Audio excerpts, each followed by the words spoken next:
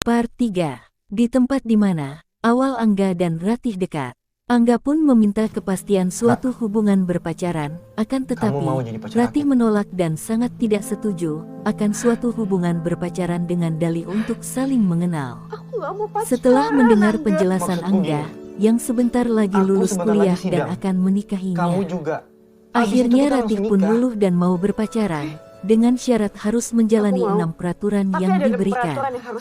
Keesokan harinya, saat menjemput Ratih untuk pergi bareng ke toko buku, Angga yang mengajak tos, akan tetapi Ratih enggan dan menolaknya. Karena peraturan yang pertama, tidak boleh adanya kontak fisik sama sekali. Saat di toko buku, Angga yang membawa banyak buku untuk dibeli, namun Ratih memilih beberapa buku yang Angga bawa untuk dibeli. Karena peraturan yang kedua, selama jalan bareng, tidak boleh ada pengeluaran berlebihan.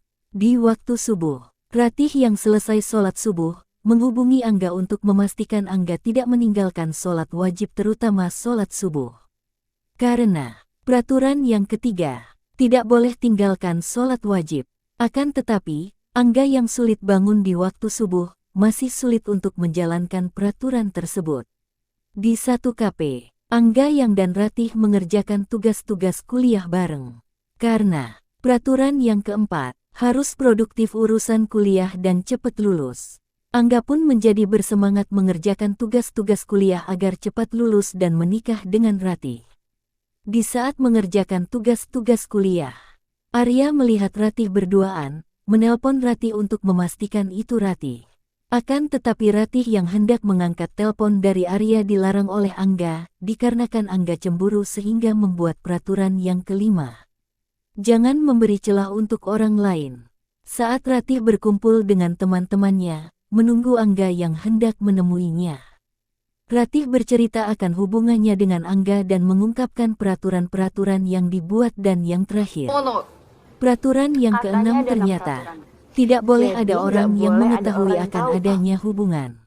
Angga mengajak temannya Gani untuk bertemu Ratih, akan tetapi saat masuk, Gani yang melihat teman Ratih yaitu Arsy langsung jatuh cinta pada pandangan pertama.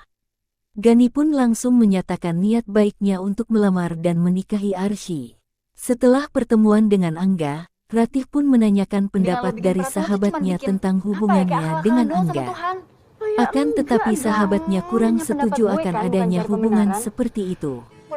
Setelah mendengar penjelasan, Ratih mulai bimbang atas hubungannya itu salah, dan di sisi lain Angga yang tidak menjalankan peraturan yang dibuat, yaitu peraturan yang tidak boleh meninggalkan sholat wajib terutama sholat subuh memicu kekecewaan Ratih terhadap Angga yang tidak berubah. Saat di tengah perjalanan pulang, Angga berhenti di depan gedung KUA memberi Ratih cincin sebagai tanda keseriusannya untuk melamar dan menikahinya. Ratih pun bahagia atas keseriusan Angga. Akan tetapi kebahagiaan Ratih dan Angga tak begitu lama, sesaat Arya datang bertamu ke rumah Ratih. Di mana Arya merupakan sosok lelaki yang taat beragama, memiliki sifat yang sopan santun. Datang menemui kakaknya untuk dapat melamar Ratih. Ratih yang bimbang harus memilih Angga atau Arya, meminta waktu untuk jawaban lamaran Arya. Apakah Ratih akan menerima lamaran Arya dan memutuskan hubungan dengan Angga? Apakah Gani jadi melamar Arsy? Apakah Dodi memenuhi persyaratan untuk melamar wanita pujaan hatinya? Bagaimana kelanjutan ceritanya? Yuk tonton di part 4. Jangan lupa untuk memberikan pendapat kalian di komentar, siapakah yang menjadi pilihan Ratih kelak. Sampai jumpa di video berikutnya, dan terima kasih sudah menonton.